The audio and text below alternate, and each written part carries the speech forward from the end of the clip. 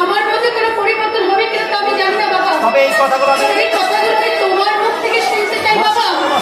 বাবা শিক্ষক তুমি শুধু স্বার্থপর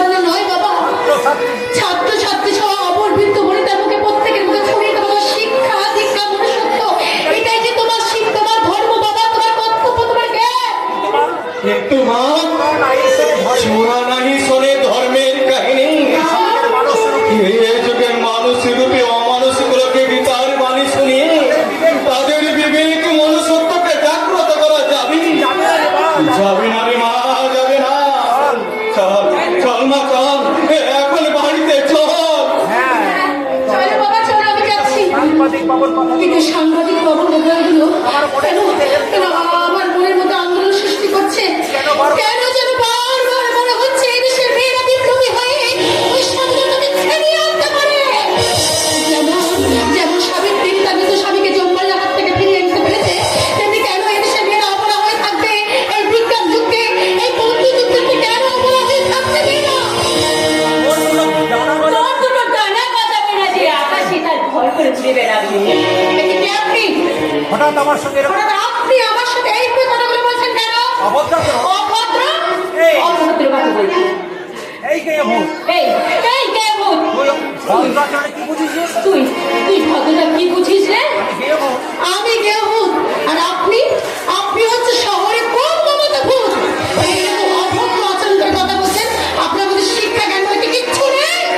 ভদ্রতা? তাছাড়া এটা কি আপনার একটা ভদ্রতা? আমার ভদ্রতার কৈফিয়ত কি তোকে দিতে হবে নাকি? জানিস জানিস আমি কে? কি আমার পরিচয়? ও না জানলেও আমি জানি ম্যাডাম। মজাটা উচিত হবে কিনা ভাবছি।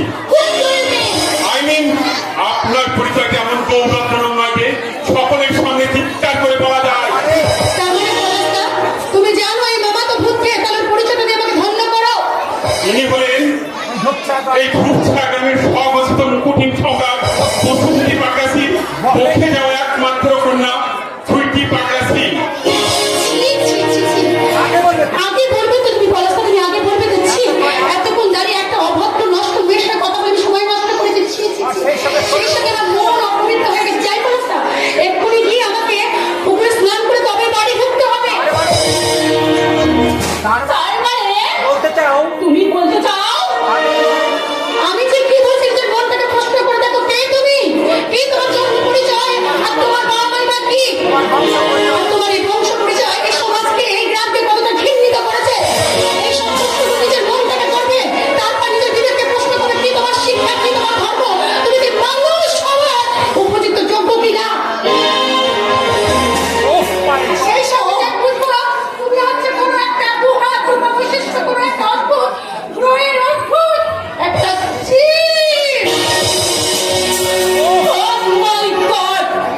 আজ গায়ে আজ আজ গায়ের একটা সামান্য মেয়ে কিনা আমাকে অপমান করে গেল। এ আমাকে শুনতে হলো। এ আমাকে শুনতে হলো। জীবিত না? আমি কি জীবিত নাকি মৃত? পাগলাশী পেট আত্মা। I am so sorry miss Pakrashi. আমার জন্য আপনাকে কথাগুলো শুনতে হলো। আমি যদি আপনার প্রকৃত পরিচয় আজ না বলতাম আমি ওর কাছে সন্তান পাত্র হয়ে থাকতাম। তাহলে তাহলে আমি কি ওর কাছে শ্রদ্ধার পাত্রী হয়ে থাকতাম? পরেশ বাবু, মানুষ মানুষকে অবজ্ঞা করে জানি, কিন্তু কিন্তু মানুষ যে মানুষকে এতটা ঘৃণা করতে পারে তার কিন্তু আর কখনো জানতে পারি। ওর হয়ে আমি আপনার কাছে ক্ষমা চাইছি মিস পাকরাশি। বুঝতে তো পারছেন গ্রাম বাংলার সহজ সরল মেয়ে আমি ওকে ক্ষমা করবো। তবু তবু ওকে আমি ক্ষমা করবো না, কারণ কারণ আমার ইগোতে আঘাত এনেছি। আঘাত হেরেছে। ওকে আমি বুঝিয়ে দেবো যে আমি বিখ্যাত পাকরাশি বংশের নয়। তাতে কোনো লাভ হবে না মিস পাকরাশি। কারণ যার উপর আপনি আপনার ইগোর তরবারি চালাতে চাইছেন সে কিন্তু কচু গাছ বা মান গাছ নয়, সে হচ্ছে একটা শাল গাছ। তার মানে ওই মেয়েটা এই ঝোপ উনি হলেন এই ধূপছা গ্রামের স্বনামধন্য শিক্ষক রামপ্রসাদ রায়ের একমাত্র বিদুষী কন্যা মাধবী রায়। আইসি তাহলে তার মানে এই সেই মেয়ে যে আমার দাদার সহজ সরল মাথাটাকে চিপিয়ে খেয়ে একটা গবেটা পরিণত করেছে। ওর কি আর দশ আছে বলুন ম্যাডাম? এই মডার্ন যুগে ও তো সবই মেয়ের ধর্ম। এটা তো সব মেয়েরই ধর্ম। যেমন আপনার কথাই বলুন না, আপনি সুযোগ পেলে নিশ্চয় নিশ্চয়ই আপনার মাথাটা চিবিয়ে খেলাম, তাই